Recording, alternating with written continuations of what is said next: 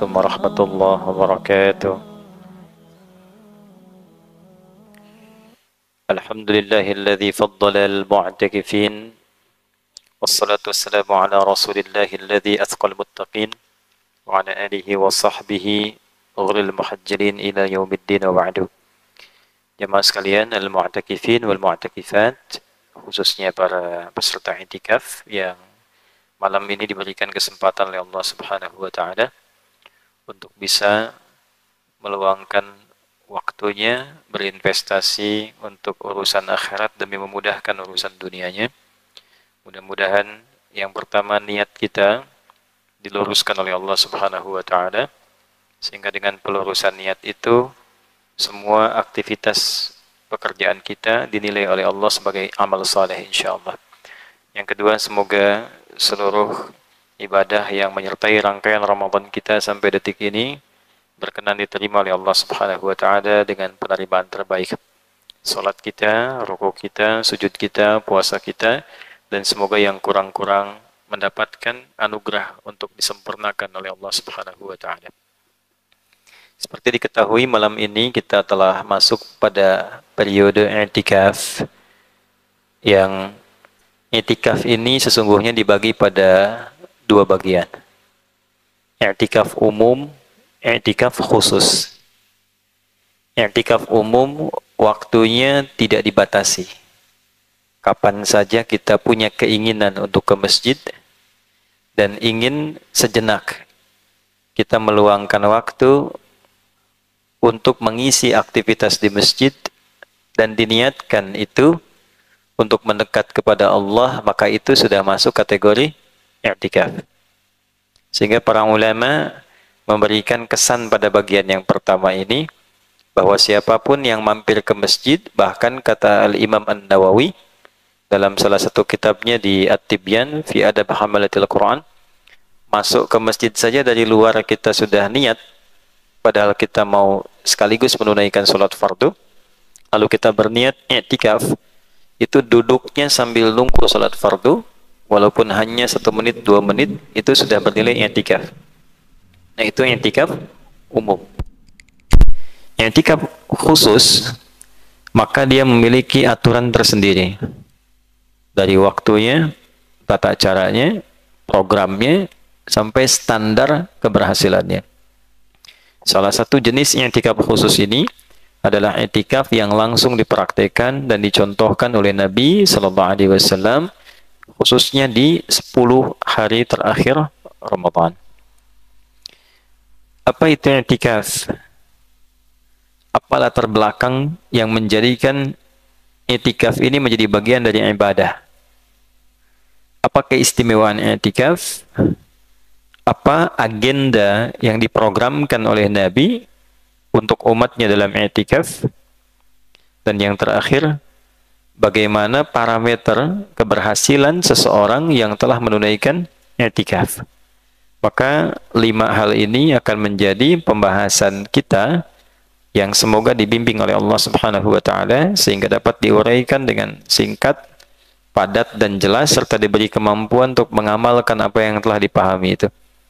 Jadi ada orang belajar belum tentu mudah paham. Ada orang bisa paham tapi tidak punya kemampuan mengamalkan apa yang dipahami. Islam mengajarkan meminta doa kepada Allah untuk diberi kemampuan cepat memahami dan mudah mengamalkan. Itulah sebabnya kita sering minta tolong pada Allah dengan doa yang sangat populer, Allahumma inni ala dzikrika wa syukrika wa husni ibadatik. Ya Allah, mohon berikan pertolongan kepada aku agar semua yang aku pelajari itu menjadi zikir, jadi mengarahkan untuk ingat dan dekat kepadamu. Yang itu kemudian aku syukuri, dan syukur itu membimbing aku untuk mengamalkan sesuai dengan petunjuk sebaik yang kau inginkan. Itu poinnya.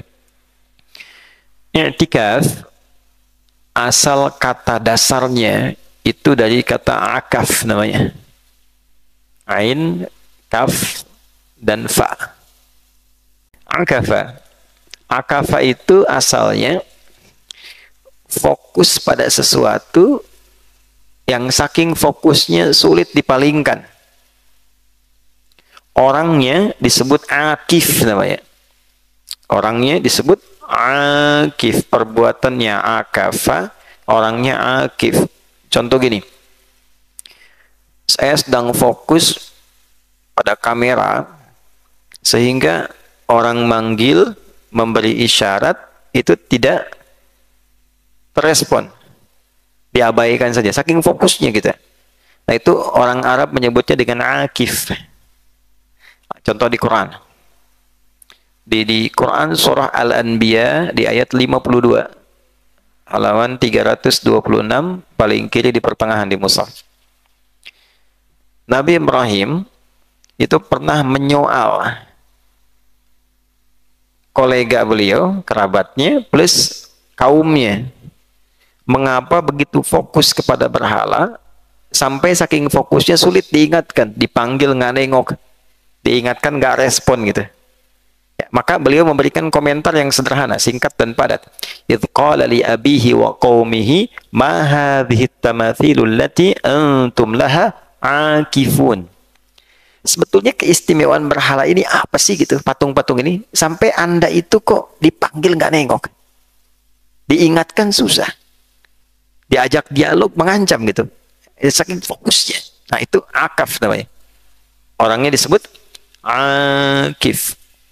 Baik, maka Nabi Ibrahim mencoba untuk bisa memberikan pencerahan supaya fokusnya itu berubah kepada sesuatu yang lebih bermanfaat.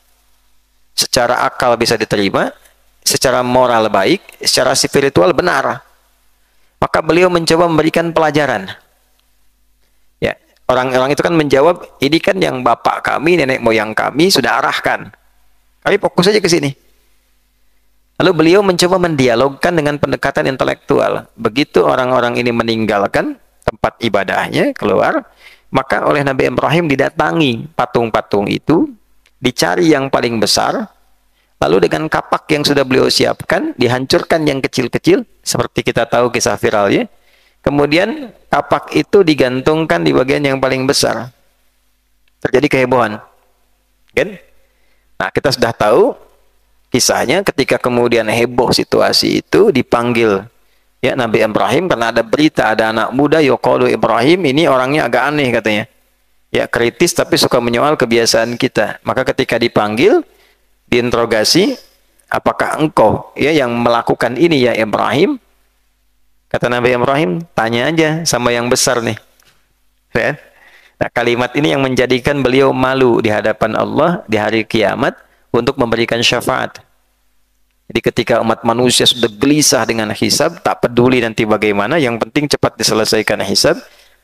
Di antara yang didatangi itu ada 3 nabi yang viral. Nabi Ibrahim, Nabi Musa, Nabi Isa. Sebelum Nabi Muhammad sallallahu alaihi wasallam. 3-tiganya minta maaf. Ya, Nabi Ibrahim mengatakan sesuai dengan bahasan kita, saya malu minta karena dulu saya pernah merasa salah mengatakan pada kaumku, ini mungkin yang melakukan, tanya aja sama yang besar ini. Ya, padahal itu tidak diniatkan untuk berdusta, untuk mendialogkan pikiran. Ya. Lalu apa jawaban dari mereka? Jawabannya mustahil. Bicara aja nggak bisa, dibaliklah Nabi Ibrahim. Bagaimana engkau bisa menuhankan sesuatu yang engkau sendiri membuatnya, merespon tidak bisa, mendatangkan manfaat tidak mampu, bahkan mencegah madarat pun tidak bisa dan tidak punya kuasa. Mencegah madarat itu ada yang ngampak aja nggak bisa bela diri. Maka bagaimana bisa membela Anda? Itu maksudnya. Ya, maka marah dari situ. Ini saya ceritakan dulu ya urutannya. Nanti Anda akan paham apa yang saya maksudkan. Kemudian setelah itu diusir, singkatnya sempat dipertontonkan dulu untuk dihukum, hardikuhu, kumpulkan masyarakat, kita beri pelajaran. Jadi pelajaran yang ada pada masa itu adalah siksa terkejamnya dibakar di hadapan masyarakat. Itu siksa hukuman terkejamnya. Kumpulkan kayu bakar, apinya dibesarkan dulu, kan? Dimasukkan, besarkan. Nah, lalu secara singkat ketika dibakar itu, Allah memberikan satu perubahan pada apinya. Maka disampaikan, kuni bardan wassalama. Ya naru kuni bardan wassalama. Ini menarik bahasa Qurannya. Api dengan izin Allah, kan? Kuni, jadilah engkau bardan, dingin, wassalama, yang menyejukkan. Kalau tidak ada salama, kedinginan. panas tidak, tapi dingin iya. Ya kan? Di Ciwidey nggak ada panas, tapi kalau sudah dingin betulan dingin itu. Ya. Nah, tapi dingin yang menyelamatkan, sejuk maksudnya. Jadilah engkau sejuk. Ya kan? Jadilah engkau sejuk. Singkat tuh. Maka kemudian secara singkatnya beliau tetap utuh, rajanya nggak mau kalah. Nah ini kalau di dialog intelektual itu kalau sudah kalah biasanya menyoal atau bikin isu. Ya, kalau tidak sadar dengan kekurangan, ingin ditutupi itu dengan kesalahan yang lain. Yang paling gampang bikin isu atau buat kesalahan yang lain. Maka apa yang dikatakan raja ini? Oh, ini bukan manusia biasa. Kalau manusia biasa pasti mati. Ini kayaknya jin atau tukang sihir. Ada di tempat kita. Kalau tempat kita kedatangan dan kehadiran tukang sihir, bahaya buat masyarakat. Pergi aja deh dari sini gitu. Karena nggak mau unjuk kekuatan, Nabi Ibrahim kan diminta pergi, diusir. Nah, dalam kepergiannya itu, dalam pengembaraannya terjadi dialog intelektual. Dicari oleh beliau. Ya Allah, apakah benar yang dipertuhankan ini sebagai Tuhan? Nyari. Ya, falamma janna alaihi al-lailu ra'a kaukaba di surat Al-An'am. Maka ketika malam, nah ini telah dibuktikan oleh sejarah dan ditemukan persis seperti keterangan Al-Qur'an. Ya. Jadi yang dipertuhankan oleh masyarakat di era Nabi Ibrahim itu di kalangan Ur. Nanti kalau ada waktu, Mas tolong diagendakan ya, kapan kita ke Turki nanti kita mampir tuh. Ya, ke wilayah bagian Namrud namanya. Nanti dicek di situ dan sekarang situsnya masih ada. Saya sempat ke sana dan sempat ngambil dokumentasi juga. Nanti kita bareng-bareng kita upayakan gitu. Yang menarik begini, ada 3 dewa besar yang diagungkan sebagai Tuhan. Ketiganya itu benda langit. Ada matahari, bulan, dan Jupiter. Ya. Jadi, falamma janna alaihi al-lailu ra'a kaukaba qala hadza rabbi. Jadi begitu malam itu gelap, terlihat, muncul benda langit. Nah, benar enggak itu Jupiter itu dipertuhankan gitu? Ya kan? Nah, ternyata begitu selesai, hilang itu. Ya, falamma afala qala, Nah, jadi begitu itu tenggelam, malamnya hilang, ikut hilang. Oh, kalau Tuhan nggak bisa begitu. Masa Tuhan dikalahkan oleh cuaca? Ya kan? Nah, kemudian melihat matahari siangnya. Falamma ra'a asy-syamsa bazighatan qala hadza rabbi hadza akbar. Begitu lihat matahari, kan ada dewa matahari itu. Ya, berarti yang pertama gugur tuh, Jupiter gugur. Kan? Lalu didialogkan lagi secara intelektual. Matahari ada dewa matahari, dicek matahari juga sama. Begitu kemudian masuk maghrib, tenggelam, malamnya nggak ada. Masa Tuhan tenggelam? Nah, ini nih. Makanya di dalam Islam tuh simpel aja. Kalau ngaku Tuhan tuh oleh Allah diberikan satu penunjuknya itu simpel.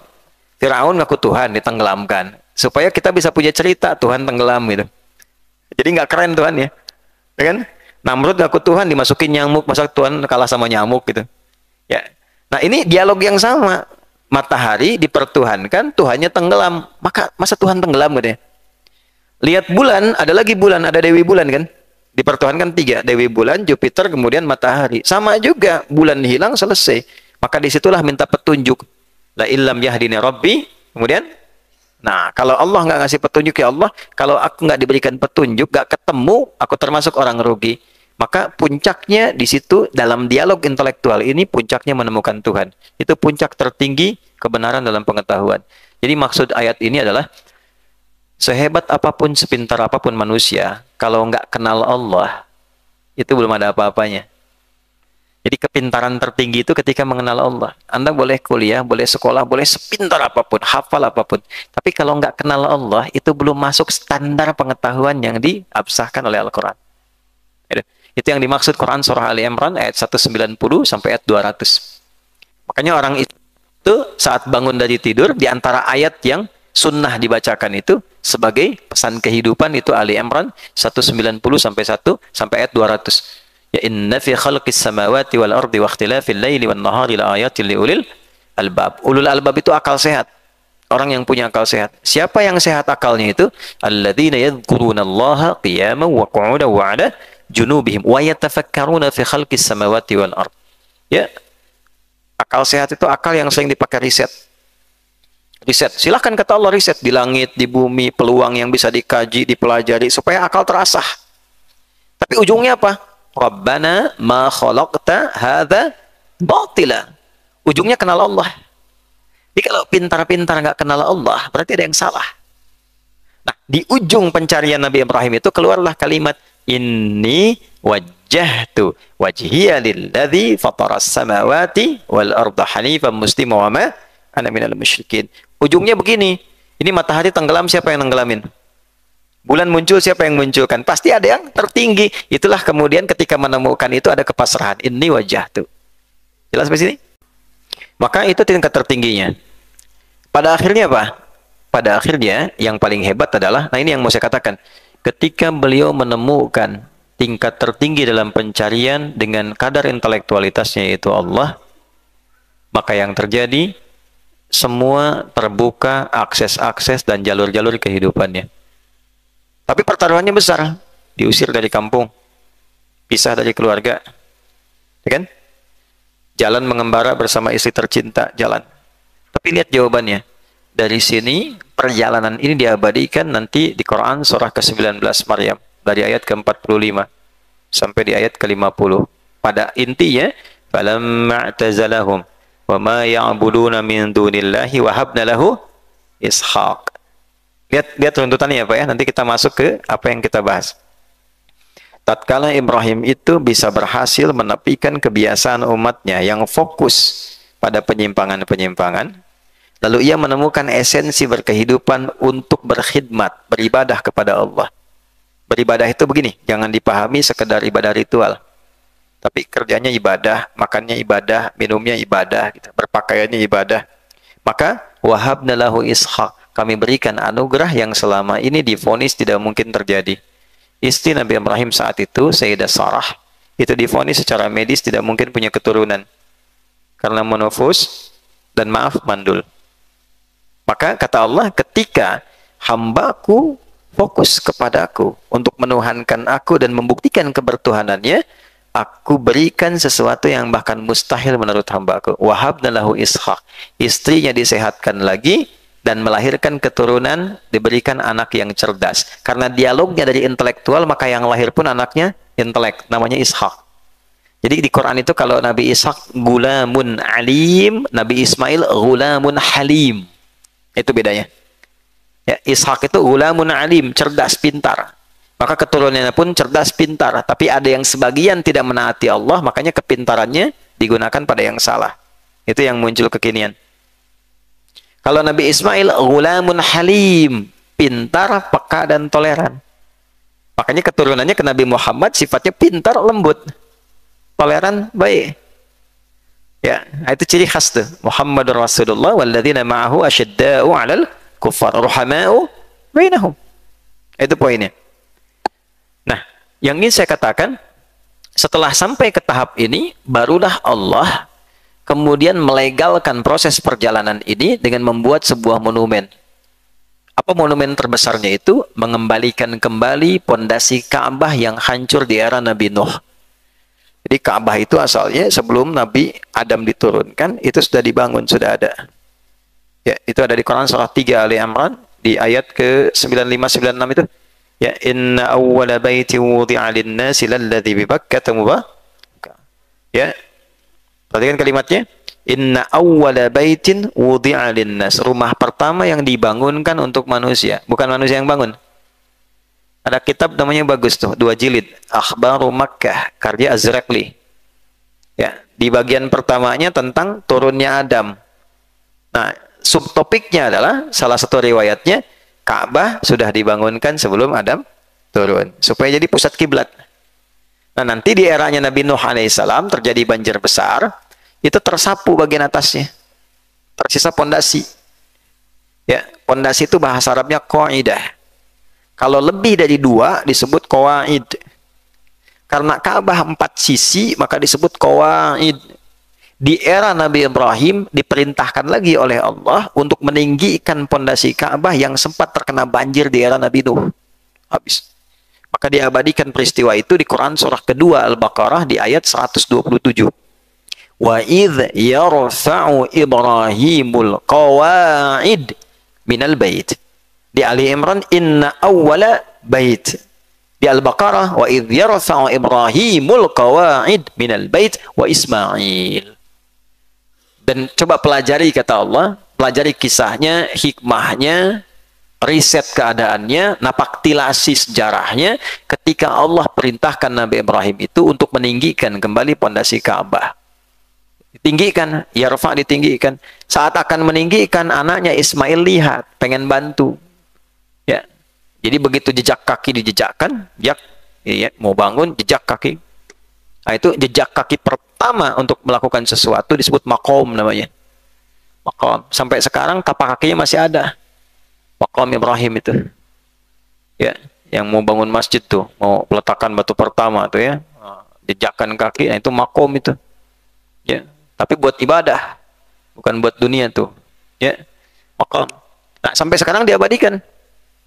Maqam Ibrahim itu posisinya persis di titik itu ketika kaki dijejakkan di situ persis. Di sisi yang lain datanglah kemudian Nabi Ismail berkata bahwa bahasa kita begini, ayah saya boleh bantu nggak bawa batu? Ya, makanya kenapa ini yang calon-calon ulama nih ngajinya, kenapa letaknya Nabi Ismail di akhir, tidak disamakan? Allah tidak mengatakan begini, wa idh yarfa'u Ibrahimu wa Ismailu, tapi diakhirkan wa idh yarfa'u Ibrahimul qawa'ida minal bait wa Ismail. Kalau ada yang dipisah dengan jarak, ini menunjukkan peran orang pertama dengan kedua beda. Yang ditugaskan yang pertama, yang kedua ikut bantu. Kalau kalimatnya wa idh yarfa'u Ibrahimu wa Ismailu, berarti perannya seimbang, dua-duanya sama. Karena yang ditugaskan Nabi Ibrahim, Ismail ikut bawa batu. Batu bahasa Arabnya hajar. Ya. Kalau disusun jadi bagian tertentu, hijr. Kayak benteng. Ada surat benteng, surat Al-Hijr. Surah ke-15. Intinya di ayat 40. Kalau kita mengerjakan amalannya, kita akan punya benteng dari setan. Setan nggak bisa tembus. Tetap goda, tapi nggak tembus. Ya. Nah, kalau disusun jadi ruangan, disebut hujrah. Maka disusun di area itu sampai sekarang areanya disebut Hijr Ismail. Itu area masuk dalam Ka'bah. Ya, tidak dimaksimalkan supaya orang yang ingin sholat di dalam Ka'bah bisa sholat di area Hijr Ismail itu. Itu hikmahnya. Lalu setelah jadi, nah ini legasinya yang akan diteruskan. Diperintahkan oleh Allah, tetapkan daerah Ka'bah itu untuk 3 hal. 1, untuk orang sholat. 2, untuk orang tawaf. 3, untuk orang akif yang ingin fokus mengarahkan hati dan jiwanya untuk Allah. Ya, Al-Baqarah ayat 125. Wa idh ja'alna al-baita mathabatan lin-nasi wa amna wattakhidhu min maqami Ibrahim musalla. Kaizan baca. Ya. Coba baca. Wa idh ja'alna al-baita.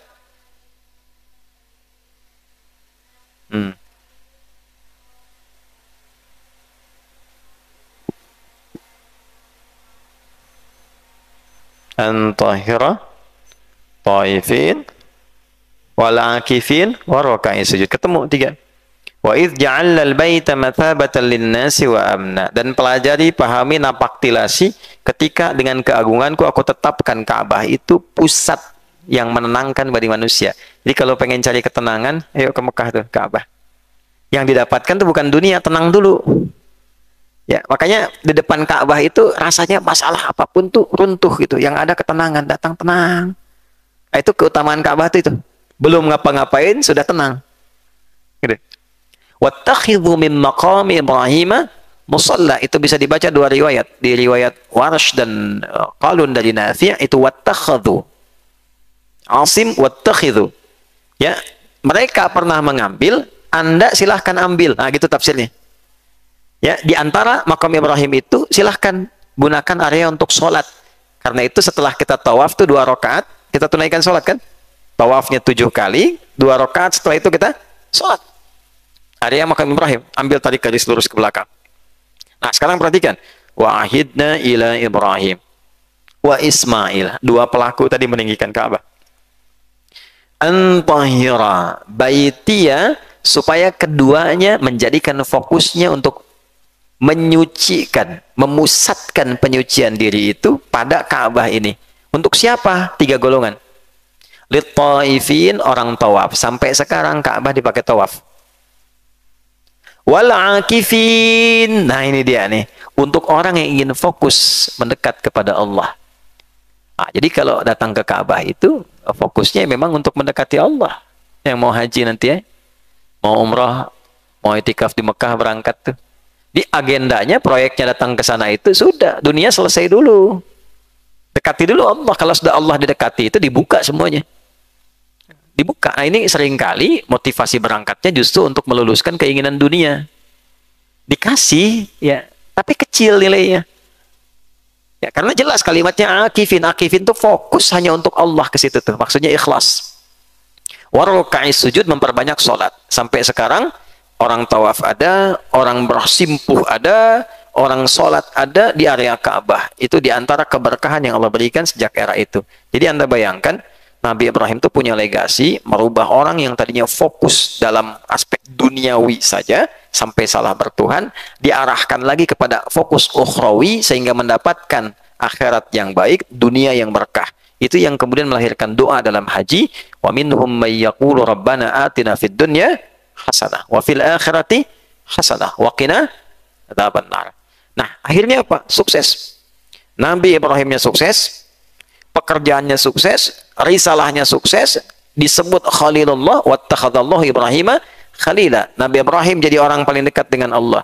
Anak cucunya sukses. Ada yang dari keturunannya jadi Perdana Menteri, Nabi Yusuf alaihissalam. Ada yang keturunannya jadi orang hebat, orang kaya, jadi orang pemikir. Turun semua. Sampai ketika Allah menyebutkan Adam tunggal, Nuh tunggal, Ibrahim beserta keturunannya. Ali Imran ayat 33. Innallaha astafa Adam tunggal, wa Nuha tunggal, wa ala Ibrahim, dan keluarga besar Ibrahim. Jalurnya semua sukses. Bukan cuma Ibrahim ya. Jadi ternyata membangun kedekatan pada Allah, barokahnya itu bukan hanya untuk pribadi, tapi semua kolega yang terkait dengan orang yang mendekat pada Allah itu. Kalau ada ayah dekat dengan Allah, itu istri anak kebagian percikan keberkahannya. Kalau ada anak didekatkan dengan Allah, orang tua kebagian percikannya.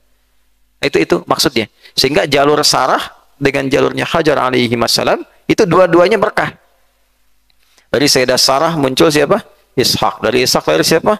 Yakub. Dari Yakub dari siapa? Yusuf. Terus sampai ke Nabi Isa alaihissalam. Itu jalurnya. Dari jalur Sayyidah Hajar alaihissalam lahir siapa? Sayyidina Ismail. Dari Ismail siapa? Nabi Muhammad SAW. Ya, jadi jalurnya semua berkah sampai ke ujung. Sampai ke ujung. Maksudnya apa? Kalau kita ingin mendapatkan hal serupa, sukses pekerjaannya, pandai pengetahuannya, sehat fisiknya, bagus spiritualnya, yang pertama lakukan dekati Allah dulu. Fokusnya dulu ke Allah, fokuskan. Bahasa kerennya Al-Quran tuh gini. Kalau bertanya pada kita tuh ya, kalau kita ambil dengan bahasa simpelnya, sering kita ditanya, yang Tuhan siapa? Allah. Yang punya semesta siapa? Allah. Yang punya ilmu siapa? Allah. Yang punya rezeki siapa? Allah. Yang punya segalanya? Allah. Terus bahasanya keren tuh begini, engkau tahu yang punya aku, tapi engkau jauh dariku, terus meminta itu. Kan nggak masuk ke logika. Kan? Tahu yang punya rezeki Allah, tapi jauh dari Allah. Gimana bisa mendapatkan akses? Tuh.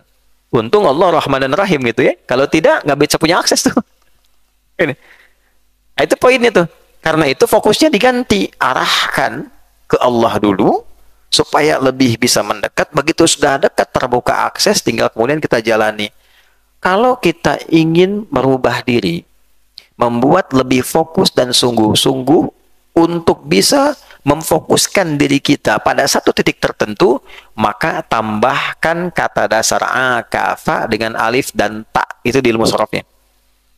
Akafa, fokus, orangnya akif, ingin dirubah jadi bentuk usaha yang sungguh-sungguh untuk fokus. Tambahkan di depannya alif atau hamzah wasal. Kemudian setelah huruf kedua tambahkan ta. Jadi rumusnya ifta'ala, akafa, i'takafa. I'takafa, ya'takifu. Sifatnya disebut i'tikaf. Nah, ketemu sekarang ya. Jadi kurang lebih saya hampir setengah jam nerangkan tuh intinya ini ya. Poin pertama. Jadi kalau kita ingin berusaha fokus pada satu titik sehingga yang lain kita abaikan dulu, itu sifatnya disebut i'tikaf. Nah, jadi kalau kita definisikan apa itu i'tikaf, i'tikaf itu upaya untuk memfokuskan sepenuh jiwa dan raga dalam pendekatan kepada Allah dengan menepikan dulu aspek-aspek lain yang bisa merusak fokus dan konsentrasi itu. Itulah i'tikaf. Asalnya itu. Nah, sekarang saya mau coba tanya begini dulu ya, gampangnya gini. Aspek akhiratnya dulu nih, karena kan itu yang paling real. Pasti meninggal pulang, kan? Coba yang mau masuk surga siapa dulu? Nah, kan? Jelas ya. Sekarang naikkan levelnya, surga Firdaus ya. Nah, itu tanpa ditawar sudah muncul ya. Oke. Sekarang kita tuntut logika berpikirnya. Pengen masuk surga, surga Firdaus, pengen dengan Nabi tingkat tertinggi, clear. Balik tanya, bekalnya cukup belum? Oh, oke. Balik lagi tanya lagi, ya. Kira-kira dari kita 24 jam yang dipakai nyari bekal ke surga berapa jam?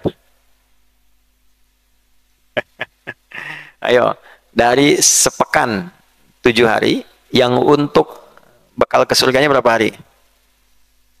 Nah, sekarang kalikan bulan, dikalikan tahun, kalikan umur hidup. Itu ya. Kalau susah, bikin setahun dulu. Ya, bikin setahun. Saya punya riset kecil-kecilan. Jadi kalau orang 40 tahun, kalau pengen ngukur kemampuan ibadah yang kira-kira mungkin potensinya besar diterima sama Allah, pertama kurangi setengah untuk tidur. 40 bagi 2. Nah, itu rata-rata 20 tahunnya dipakai tidur. Ya, jadi tidur siang, tidur malam, tidur capek, tidur ngantuk dan sebagainya, ketiduran, tidur-tiduran ada di situ semua. Intinya tidur, ya kan? Nah, tinggal setengahnya. Jadi 20 tahun itu dipakai aktivitas. Baik. Yang jadi ibadah berapa tahun? Jangan terlalu pesimis lah, ambil 10 tahun. Baik. Jadi potensi kita usia 40 tahun, yang jadi ibadah 10 tahun. Yang ikhlas berapa tahun? Ambil tengahnya 5 tahun. Jadi potensi 40 tahun, amal ibadah yang ikhlas potensinya 5 tahun. Dosanya berapa tahun? Ya kan belum bicara maksiat itu. Nah, terus klaimnya masih pengen surga Firdaus. Nggak apa-apa, harapan tertinggi, nggak apa-apa, wajar. Tapi sebetulnya hati terdalam kita menyadari rasanya belum cukup. Nah, Nabi memohon kepada Allah langsung menunjukkan supaya kita diberi jalan singkat yang bisa menutup perjalanan kehidupan kita itu. Umur manusia rata-rata berapa? 60 lah ya. Kata Nabi itu, umri ummati ma baina sittin wa sab'in. Atau kama qala, umur umatku rata-rata 60 ke 70. Wa qalilu ma yazidu ala dzalik. Sedikit yang melampaui itu. Jadi kalau sudah ada yang lewat dari usia itu, selamat, Anda termasuk kalangan sedikit itu. Ya. Baik ya. Tapi rata-rata 60 ke 70. Berarti kalau skemanya seperti tadi, kita harus punya amalan kalau pengen selamat yang melampaui usia kita. Skemanya banyak. Bisa lah, baca Quran, itu amalan cerdas tuh. 1 huruf 10 kan, Pak? 1 huruf 10, nun, lumayan 10 gitu. Kan? Sholat sekali dikerjakan 10. Jamaah 27, di masjid kali 25, lumayan. Infak harta, karena nggak semua orang bisa. Nyari dulu, baru bisa zakat. Kalikan 700 kali lipat. Paling sedikit. Karena nggak semua bisa dengan harta. Ya kan? Tapi kan dosa jalan terus gitu. Ukur lagi, naik lagi, hilang lagi, naik lagi, turun lagi. Rahmatnya Allah dengan keistimewaan Nabi ya, diberikan kesempatan setahun sekali untuk akselerasi peningkatan kuantitas dan kualitas pahala. Maka momentumnya diturunkan khusus di satu waktu saja di bulan Ramadan. Dan adanya malam. Sehingga dipaksa kita untuk mencari itu. Mahal. Kalau hadiahnya power bank bisa setiap waktu. Ya kan? Hadiahnya apa? Satu anugerah besar dengan limpahan pahala yang lebih dari 1000 bulan. 1000 bulan itu kalau dikonversi kurang lebih 85 tahun lah. Jadi kalau kita beramal bersamaan dengan malam itu nilainya mengerjakan perbuatan itu 85 tahun tanpa henti. Husain baca Quran nih, Husain. Baca surat Qaf. Qaf. Pas bersamaan dengan malam itu. Itu persis Husain baca Qaf 85 tahun tanpa henti. Nggak sekolah tuh. Qaf, Qaf, Qaf tuh. Sampai 85 tahun tuh. Umur aja nggak nyampe, tapi amalan melewati. Dan bonusnya dosa gugur. Dosa habis, amalan naik. Gitu kan? Siapa yang mau itu kalau ditawarin tuh? Ya, kerja sedikit, keuntungan banyak. Prinsip ekonomi kan? Kan? Ya, pasti pengen. Tapi untuk mendapatkan itu mesti fokus. Tunda dulu dunia sebentar. Kan? Tunda dulu, simpan dulu, buru dulu. Karena sesibuk apapun pasti meninggal. Meninggal nih. Meninggal. Meninggal. Sesibuk apapun meninggal. Nah, pertanyaan klasiknya itu kan sederhana. Kalau meninggal, bekalnya siap tidak? Oh, baru meninggal sudah pengen disayang? Ya kan? Perilaku maksiat, tapi meninggal pengen disayang. Bahasa Arab pengen disayang itu almarhum namanya. Almarhum tuh yang disayang.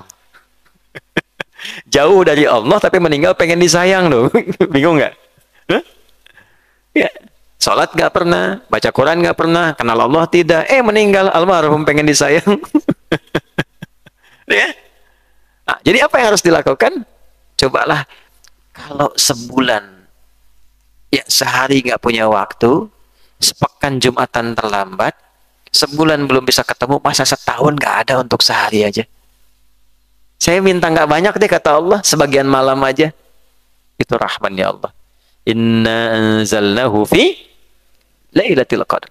Saya cuma minta malam aja. Siangnya silahkan kamu kerja. Makanya ada yang konsultasi ke Nabi, ya Nabi, saya masih ada tuntutan pekerjaan hidup. Gimana status saya?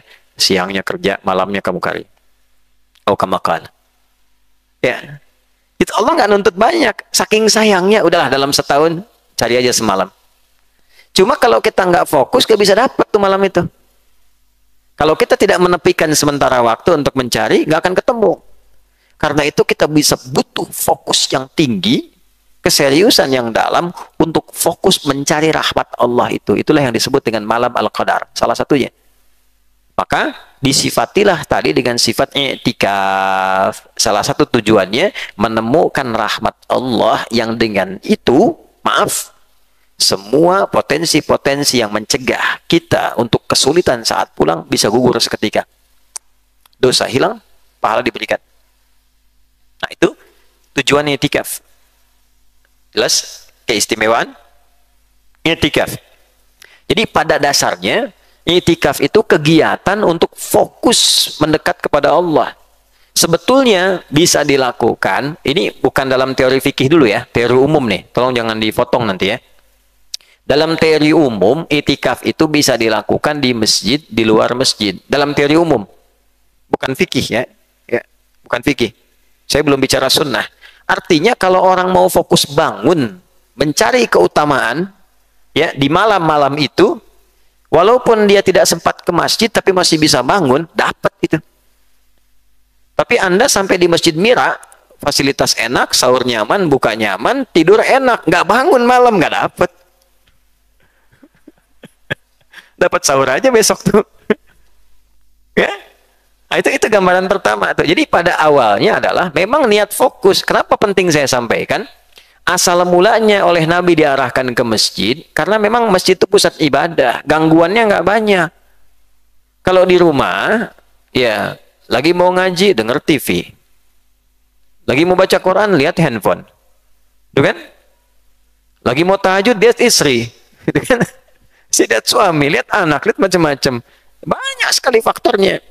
Ya, di masjid mau tidur yang lain sholat. Ya, malu sendiri kan? Ya kan? Pasang alarm, buat tahajud walaupun 3 kali itu. Yang pertama matiin alarm, kedua matiin alarm, ketiga. Yang ketiga lupa dimatiin, orang tahajud masih nyala. Ya, tapi intinya adalah selalu ada usaha untuk fokus ibadah. Itulah sebabnya kenapa disunahkan ke masjid. I'tikafnya di masjid supaya memaksa kita dengan melihat keadaan orang sekitaran itu supaya setidaknya bisa kita bangun dan memfokuskan diri untuk ibadah. Itu dasarnya. Jelas ya? Jadi latar belakang itikaf ketemu, keistimewaan itikaf ketemu, ya, fokus kita ketemu. Sekarang yang paling menarik adalah sindiran yang tajam dalam Al-Quran. Kalimat gampangnya begini. Sesibuk apa sih menjalani urusan dunia itu? Sedangkan kamu merasa akan meninggalkan dunia. Gitu. Kok susah sekali diingatkan? Kalau dalam bahasa Nabi Ibrahim itu, kok umatku sulit sekali, fokus sekali pada patung berhala itu, diingatkan. Susah, dipanggil nggak nengok. Pekerjaan tuh berat sekali sih. Sampai adzan aja nggak sadar, dipanggil Allah nggak respon. Disuruh zakat, telat. Ya kan? Sodako susah, berbagi malas, diingatkan marah. Itu cita-cita ke surga. Firdaus lagi. Ya kan? Maka saking sayangnya Allah kepada kita, cobalah pakai merenung walau semalam. Mau kemana hidupmu? Fa'aina tadhabun. Dijawab di ayat lain, inni dzahibun ila rabbi sayahdin. Sampai menemukan kalimat, oh saya akan kembali kepada Allah. Kalau sudah paham akan kembali, tidak dilarang cari dunia. Gunakan dunia untuk menjadi instrumen mendapatkan kebahagiaan akhirat. Nah, i'tikaf itu melatih kita mendapatkan akses itu. Jadi dalam i'tikaf nanti ada program yang Nabi ajarkan, yang dengan program itu bukan sekedar datang ke masjid. Diharapkan frekuensi kita tersambung, terkoneksi dengan rahmat Allah, yang dari situlah dibuka kemudian akses-akses kehidupan kita. Tidak ada satupun sahabat Nabi yang i'tikaf dengan Nabi, kecuali semua aktivitasnya lancar. Yang bisnis lancar, yang cari ilmu lancar, yang kedudukan tinggi, yang dengan tenaga hebat, itu semua itu dahsyatnya i'tikaf tuh begitu. Dahsyatnya i'tikaf. Ya, karena itu ibadah ini tidak main-main. Nabi sampai mengatakan dalam komen Sayyidah Aisyah ya di Al-Bukhari nomor hadis 2024. Ya, au kama qalat, idza dakhalatil ashru, kalau 10 hari terakhir itu tiba Ramadan, syaddan Nabi sallallahu alaihi wasallam mizarahu. Nabi itu mulai mengencangkan sarungnya. Itu kinayah untuk menunjukkan kesungguhan ibadah. Sarung dikencangkan. Kemudian wa ahya lailahu, menghidupkan malamnya. Lebih naik lagi. Wa aiqadha ahlahu, dan menginformasikan, ngajak keluarganya. Ternyata i'tikaf itu ternyata amalan berjamaah, amalan keluarga. Ya, istri yang tidak berangkat ke masjid dikasih tahu, "Mah, malam bangun ya.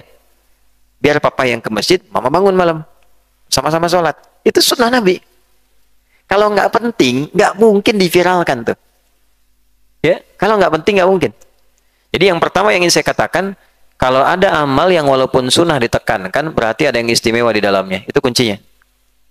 Ya, jadi kita masuk dulu ke aspek itu, latar belakang sudah, keistimewaan sudah. Nah, yang terakhir kita masuk ke program. Apa program yang diisyaratkan oleh Nabi dalam kegiatan i'tikaf?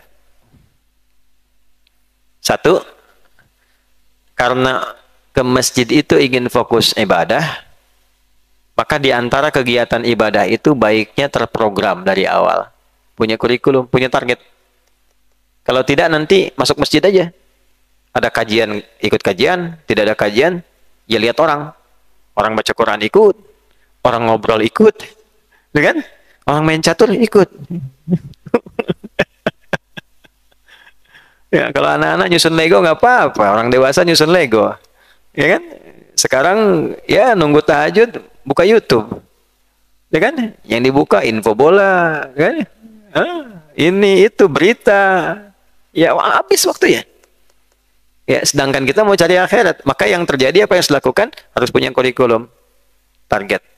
Nah, biasanya kurikulumnya ada 3 setidaknya, yang paling pokok.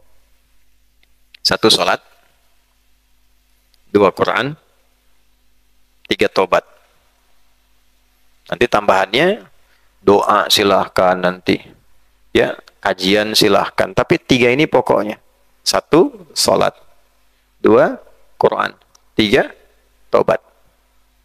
Ya, nanti kita turunkan sanadnya, sanad ilmunya termasuk kitab dan ayat-ayatnya. Sholat jelas. Ini amalan Nabi. Bahkan ketika meminta keluarganya pun, beliau meminta untuk menunaikan sholat, amalan pertama. Jadi yang diperbanyak sholat, Pak. Ibu ya, di belakang. Dihidupkan sholatnya. Makanya kita 10 hari terakhir itu nambah. Sholatnya tambah. Ya. Biasanya cukup 11, ambil yang standar. Ya, nggak apa-apa, mau 23 boleh, di atas itu boleh. Kita ambil standar, cuma panjangin dikit ayatnya. Ya. Malamnya bangun lagi. Tingkatkan lagi. Karena memang masanya panjang, nggak tahu di yang mana nih dapatnya. Apakah awal malam? Kalau awal malam itu tadi ba'da Isya. Ya kisaran jam 8 sampai tengah-tengah. Atau mau masuk ke akhir malam. Dari jam 2 ke atas. Makanya kita bangun setengah 3 tuh. Karena ayatnya mengatakan, salamun hiya hatta matla'il fajr. Ya. Salam, tanda-tanda malam Al-Qadar itu datang. Ada tanda alam, ada tanda diri. Ya, oke. Ambil, Riga. Tanda alam dan tanda diri. Kalau tanda alam, suasananya tuh.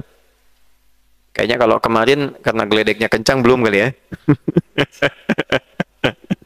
Ya, tandanya tuh habis subuh tuh tenang gitu. Malamnya tuh, jangkrik aja enak suaranya dia. Malam ini belum ada suara jangkrik. Tuh diisyaratkan begini. Tanazzalul malaika. Tanazzalu itu kenapa taknya hilang satu? Padahal standar di luar Quran itu tatanazzalu. Taknya hilang satu. Ya. Jadi kalau satu hilang, bacaannya lebih cepat, lebih lambat. Lebih cepat. Nah, ini kalau kita ngaji di uslub bahasa Arab, sesuatu yang dihilangkan, hurufnya satu hilang, untuk mempercepat, ini menunjukkan proses yang terjadi, peristiwanya cepat. Tanazzalul malaikah, di malam Al-Qadar, malaikat banyak yang turun cepat ke bumi. Sampai bumi padat. Padat dengan banyaknya malaikat turun.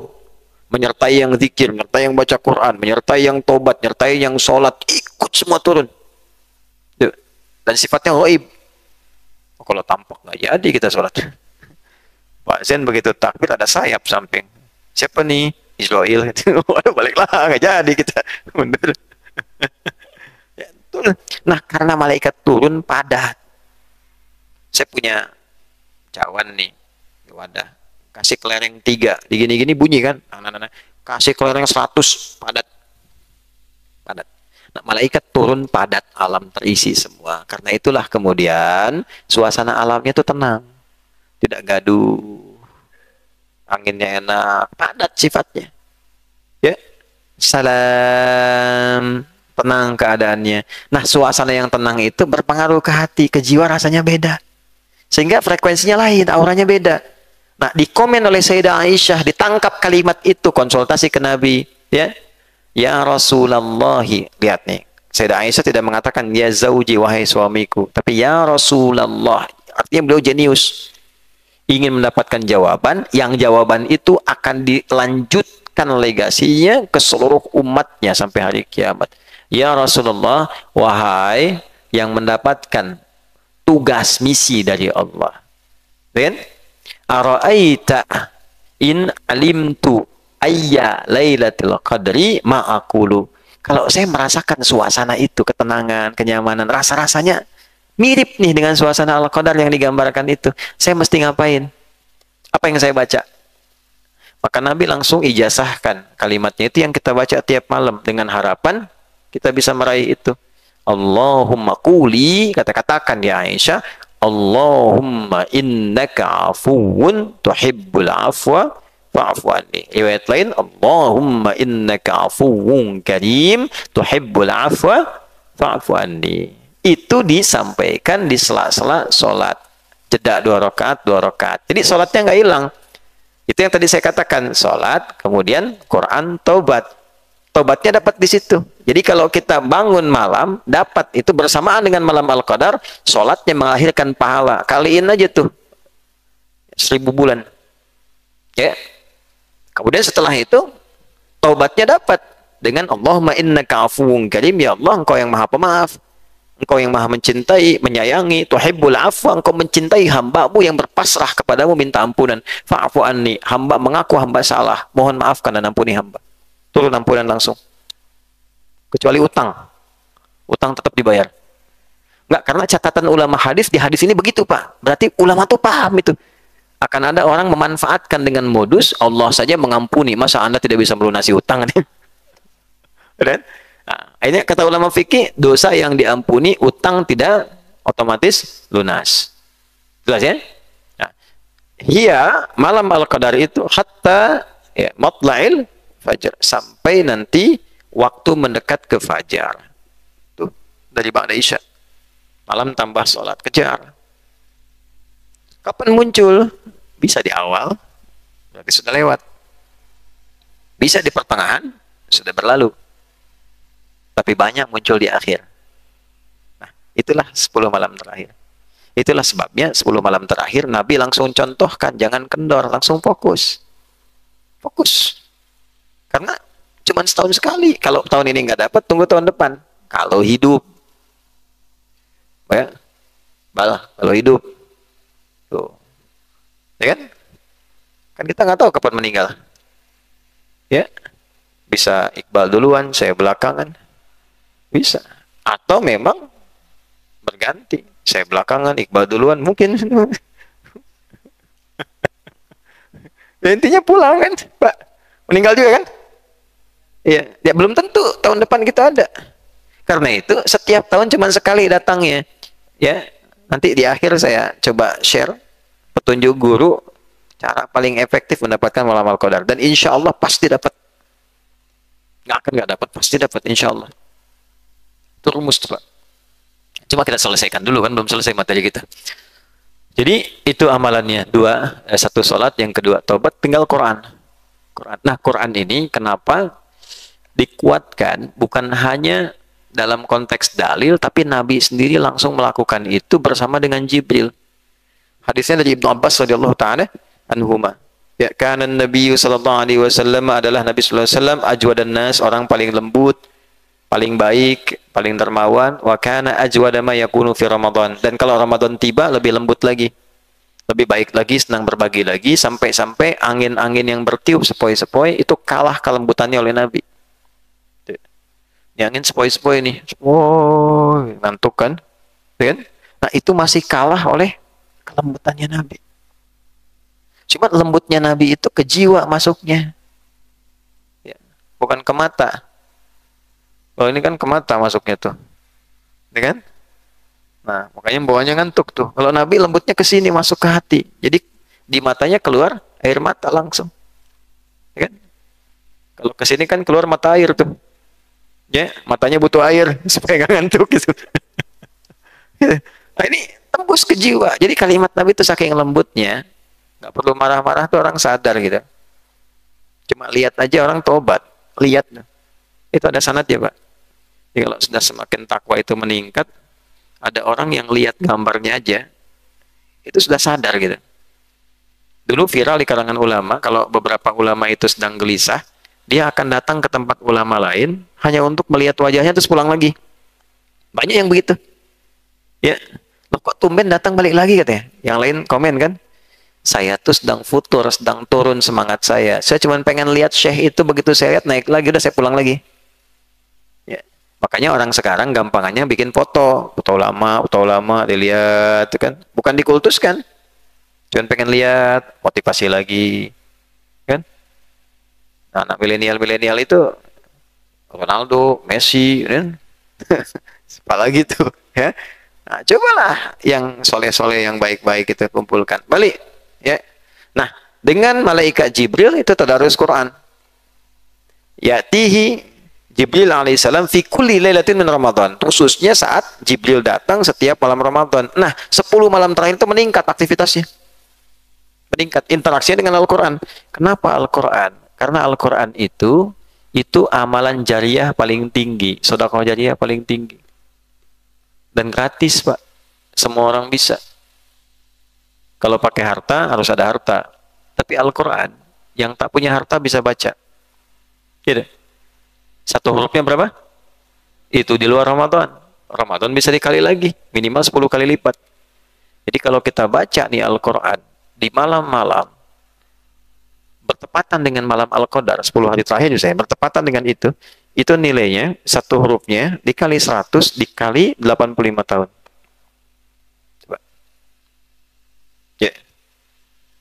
Nun, pas malam Al-Qadar baru baca nun meninggal, misal gitu kan.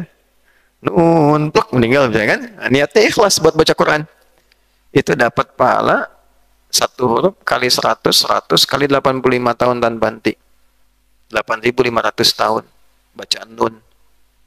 Tahu-tahu begitu dihisap langsung masuk surga tanpa hisap karena banyak banget amalnya. Modalnya cuma satu, nun gitu.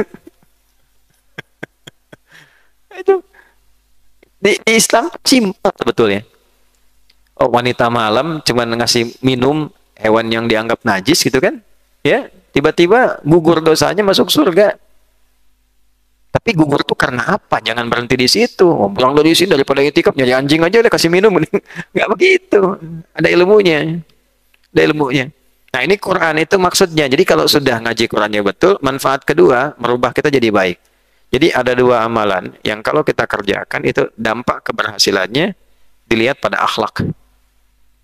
Satu sholat, kedua Quran. Yang lagi menghafal-hafal Quran nih. Bukan dilihat pada berapa banyak ya.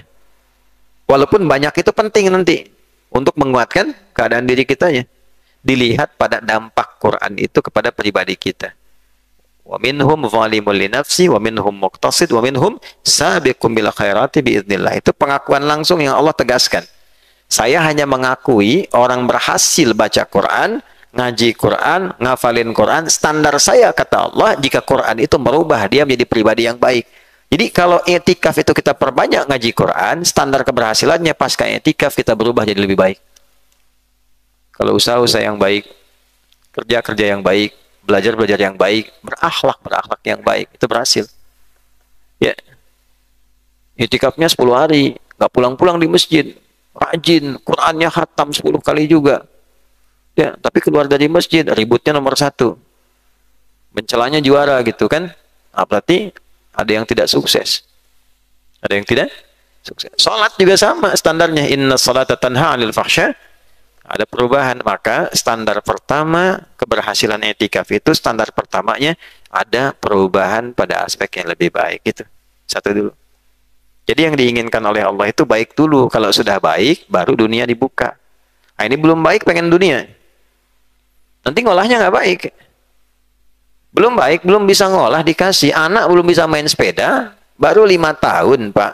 Minta sepeda yang tinggi, belum bisa pakai, dikasih, rusak. Terus minta motor dikasih juga. Berbahaya. Belum bisa ngolah, sudah minta. Anak kan kalau minta nangis. Kan? Orang tua mengerti, ini belum cocok gitu. Nah, ini sama saja dengan logika yang sama kita bawa. Belum baik, sudah minta banyak. Maka yang Allah inginkan baik dulu. Wa may yakhruj min baiti muhajiran ila Allah wa thumma yudrikul maut faqad waqa'a ajruhu ala Allah. Kalau dalam prosesnya kemudian kita wafat, tetap ditulis oleh Allah. Si fulan, tuliskan malaikat, dia sudah diterima taubatnya, sedang berproses jadi orang baik. Kalau lulus i'tikaf masih hidup, apa yang berlaku? Hah? Wa may yuhajir fi sabilillah yajid fil ardi maragaman katsira was'a. An-Nisa ayat 100. Siapa yang ingin merubah dirinya menjadi pribadi lebih baik, ingin dekat dengan Allah, ingin kenal Rasulullah, ingin berubah, melakukan pekerjaan dengan lebih baik. Kata Allah tuh begini, aku buka akses tempat-tempat dia beraktivitas. Mau di mana tuh? Proyek dibuka. Tapi caranya baik. Caranya baik. Tempatnya baik, caranya baik, dapatnya baik gitu. Bergaul dengan orang-orang baik. Lalu wasa'ah, aku berikan kelapangan pada hatinya. Nah, dia pulang i'tikaf itu lebih lapang, lebih tenang, lebih cerah. Ya kan? Sahur telat dikit tenang gitu. Sahur telat dikit nyari pemanas. Panas. Aduh, itu ya. Makan mie air dingin ya apa-apa. Alhamdulillah itu deh. Tapi kan kita belajar kematangan diri itu. Ya. Mana Zik? Paham ya? Insyaallah ya. Nah, itulah i'tikaf. Jadi agenda yang diutamakan itu Quran, karena itu kita insya Allah ini ada 21 yang putra saja yang dibuka standnya, mau waktunya kapan aja, tinggal pilih nih wajah-wajahnya Pak ya, mau datang, mau tahsin ada, mau sama yang kecil juga ada banyak tuh. Kalau kira-kira mau menghentak jiwa kita, masa anak kecil bisa, saya yang pernah kecil nggak bisa gitu kan, bisa gitu ya. Dengar, itu ada yang dewasa ada, Beberapa ada yang dari luar, ada yang dari sini. Ada yang mau cek hafalan boleh minimal Al-Fatihah. Jadi yang intikaf di sini nggak usah malu cek Al-Fatihah. Sehingga ketika keluar sudah bisa bacaan lebih baik dan benar. Kemudian kita sholat kita latih. Ya, tiap malam kita coba optimalkan. Lalu ini yang secara personal, taubat. Karena taubat itu sensasinya ke masing-masing, yang tahu dosanya pribadi. Ya, kalau kita berdoa doa umum saja, tapi pesan saya, ketika dibacakan kalimat taubat itu rasakan dosa apa yang pernah dikerjakan. Itu biasanya rasanya lebih dalam. Ya, sujud, pas sendirian minta sujud. Itu kalau kita rasakan sambil minta ya Allah, Allahumma innaka afuwwun karim tuhibbul afwa fa'fu anni. Ingat dosa kita itu baru terasa sampai getarannya itu sampai diibaratkan kata Nabi famakin sujudaka, kuatkan sujudmu, kening kerasa, ketubuh kerasa, nyaman. Lama nggak bangun-bangun sujud. Oh, rupanya ketiduran. Ya, misal gitu ya. Nah, itu kurang lebih terkait dengan i'tikaf. Waktunya khusus 10 hari terakhir dibagi dua, i'tikaf penuh siang dan malam, i'tikaf temporer, istilah sekarang on off, malamnya dikejar, siangnya beraktivitas. Itu sudah ada di era Nabi Shallallahu Alaihi Wasallam. Yang penting adalah bagian dari itu kita bisa amalkan sunnah Nabi-nya. Itu poinnya. Sedangkan untuk mendapatkan malam Al-Qadar, cara cepatnya gampang. Tiap malam ibadah, itu aja. Walaupun sedikit kita ambil waktunya. Nggak, kalimatnya seperti sederhana. Pasang alarm. Malam aja. Dari jam 10 ke atas sampai menjelang subuh. Waktunya sampai waktu sahar. Jadi kalau sekarang lah langsung sampai jam 4 lah misalnya. Ambil dari jam misalnya 10 ke jam 4. Pasang alarm yang nyantai di mana? Begitu alarm bunyi, kalau bisa tuh bunyinya suara kita aja. Adi, bangun, adi, masih tidur aja, bisa gitu kan? Ya. Bangun kedua, adi, meninggal kamu, bangun, bisa kan? Ya. Supaya kita sadar sendiri dengan suara kita sendiri. Misal, dulu saya begitu Pak, pakai suara saya sendiri, gitu kan? Bangun, saya bangunin sendiri gitu. Nah, jadi kalau sudah dapat itu isi, sholat walaupun 2 rakaat, ngaji walaupun 1 ayat, tobat walaupun 1 kalimat. Kalau itu konsisten setiap malam sampai akhir, insya Allah dapat. Insya Allah dapat. Caranya kata ulama tuh sederhana. Jadi kalau kita ngitung begini, malam 27 aja, turunnya 26.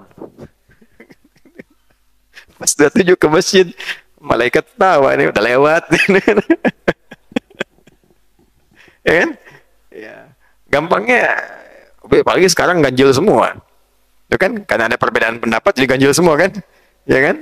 Sekarang kita 22, yang lain 21. Tiap hari ganjil terus tuh. Ya. Jadi sebetulnya ganjil genap tuh nggak penting. Ganjil genap tuh jadi penting saat ke Jakarta. Jam-jam pagi, jam 10 sampai jam 4 sore. Ya pagi-pagi itu penting. Kalau malam-malam terakhir itu tidak terlalu penting. Memang ada hadis-hadis spesifik menunjukkan bahwa Allah itu tunggal, witir, mencintai yang ganjil-ganjil. Kemudian pernah turun di waktu-waktu ganjil. Pernah 23, pernah 27, pernah. Ya? Tapi sifat nabinya memburunya di 10 malam terakhir. Dioptimalkannya. Artinya bisa turun di genap juga.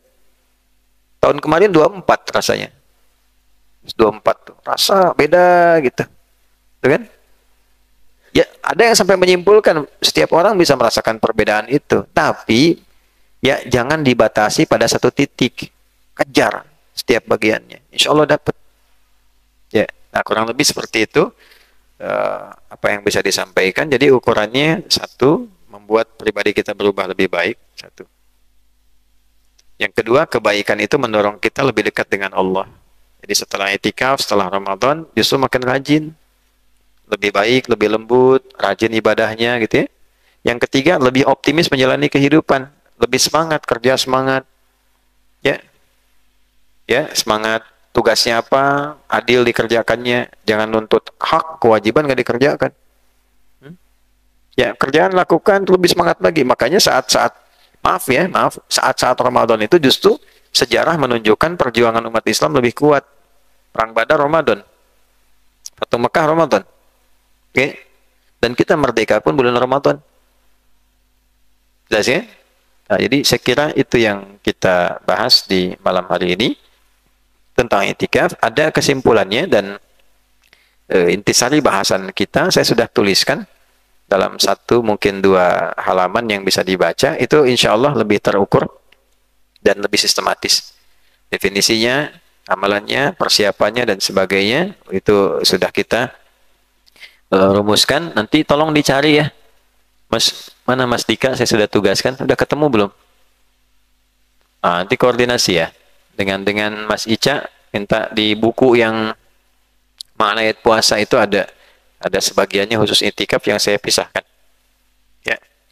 Kalau sudah ada, nanti bisa di print, yang ada di sini dibagikan, yang on off misalnya harus kembali lagi, nanti bisa dikirimkan via WA supaya bisa dibaca. Jelas ya? Baik. Ada yang mau ditanyakan?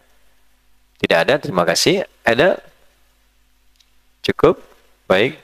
Tidak ada ya? Baik, saya kira itu yang bisa disampaikan. Kita diskusinya qadarullah kita batasi ba'da asar.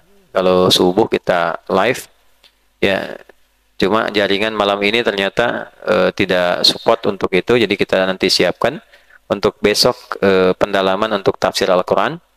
Ya, nanti suratnya apa kita akan sampaikan ketika tiba pada waktunya. Itu yang bisa disampaikan. Semoga Allah berikan manfaat untuk kita semua dan memberikan konsistensi pada kita untuk senantiasa komitmen beribadah dengan baik, bersosial dengan baik, dan mudah-mudahan wafat dalam keadaan yang baik. Allahumma taqabbal minna innaka antas sami'ul alim wa tub 'alaina innaka antat tawwabur rahim.